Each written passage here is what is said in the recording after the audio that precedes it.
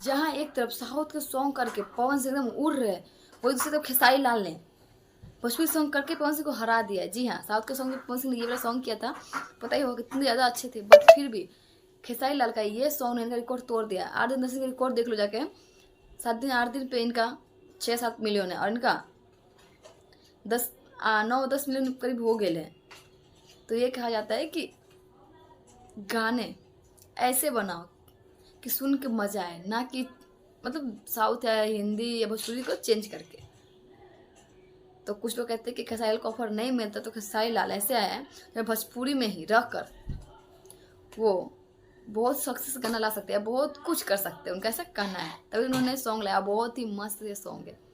ये सॉन्ग बहुत बहुत बहुत मस्त है, क्योंकि सोना सिंह के साथ था। उन्होंने थोड़ा दिमाग लगाया कि ऐसा किसको लाया जाए जो सॉन्ग चले। और सॉन्ग की बात करें, सॉन्ग तो बहुत ही अच्छा है, मतलब सुना ही होगा। मतलब सॉन्ग में क्या, कैसा सॉन्ग सुनने से मज़ा आया, मतलब डांस करने का मन हो, मन मूड बन जाए भोजपुरी ऐसा कुछ। और डांस भी बहुत मस्त है, और उसमें सोना सिंह है।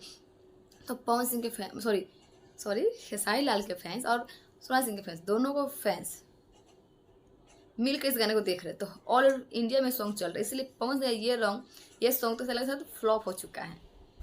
तो जो लोग कहते हैं ना कि पावर यही शुरू खत्म हो, उन लोगों को देखना चाहिए कि ये क्या है। तो आप लोग क्या राय है, मैं कमेंट जरूर बताइएगा। तो मिलते फिर नेक्स्ट वीडियो में।